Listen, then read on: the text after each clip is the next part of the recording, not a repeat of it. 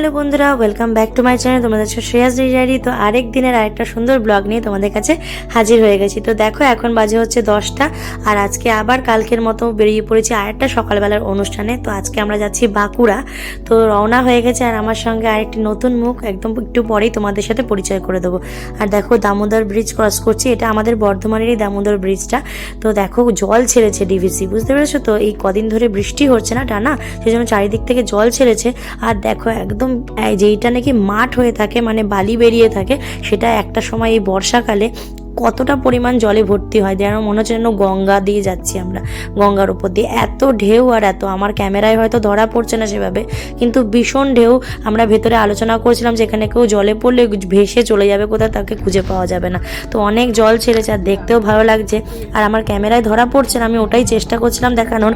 সাইডে সাইডে পাড় দিয়ে না অনেক ওই কি বলে ওটাকে, কাশফুল দেখা গেছে।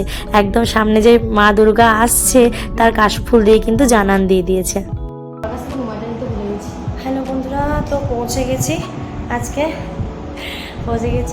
আছি ব্যাঙাই, মানে হচ্ছে বাঁকুড়া একলক্ষী থেকে আরও 7-8 কিলোমিটার দূরে আছি। তো বিভৎস গরম এখানে। আর যেখানে প্রোগ্রামটা হচ্ছে সেটা হচ্ছে একটা, মানে কি বলবো, মানে কিছু লেখা ছিল গ্লোবাল হেলথ অর্গানাইজেশন টাইপের কিছু একটা।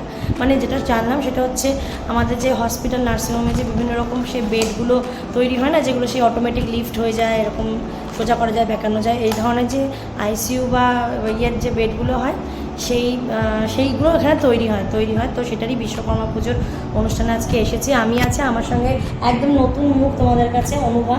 তো একদম নতুন বলতে কি আমার কাছে পরিচিত নতুন, কিন্তু অনেকদিন ধরেই প্রোগ্রাম করছে।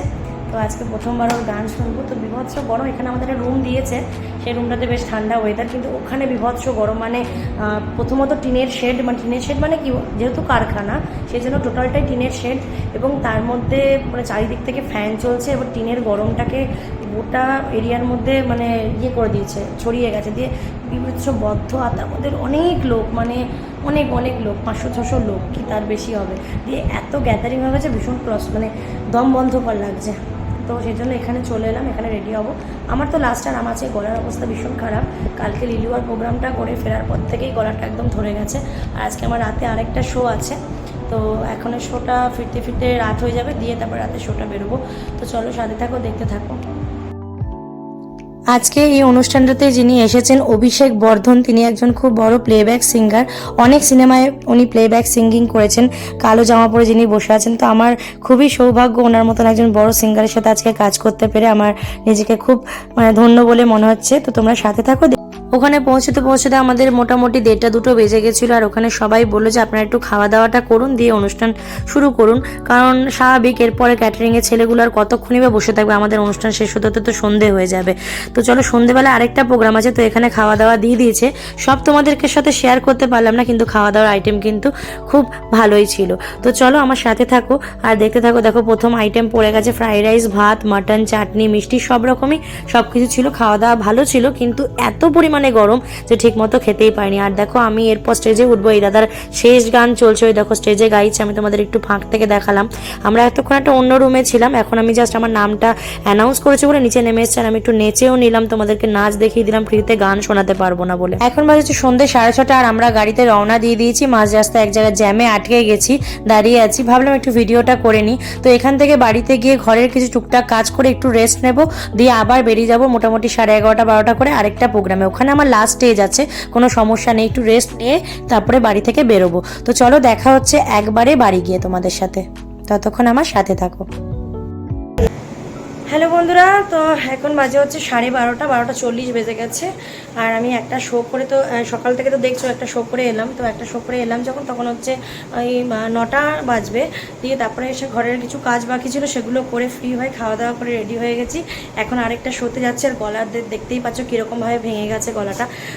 তো যাই হোক, আজকের পর কালকে আরেকটা শো আছে, তারপর আমি 2 দিন রেস্ট পাবো। তো চলো এখন আমি যাব হচ্ছে গৌতমের সাথে, গৌতম চলে আসছে, আমি রেডি হয়ে গেছি। তো আজকে আমি পরেছি এই জামাটা, পুরোটা দেখানো যাচ্ছে না, দেখে নাও তোমরা যতটুকু সম্ভব। জিন্স আর এই টপটা পরেছি। তো অবশ্যই তোমরা কমেন্টে জানিও তোমাদের ব্লগটা কেমন লাগছে। তো চলো এখন আমি বেরোবো, আবার ফিরে এসে যদি সম্ভব হয় ব্লগটা শেষ করবো।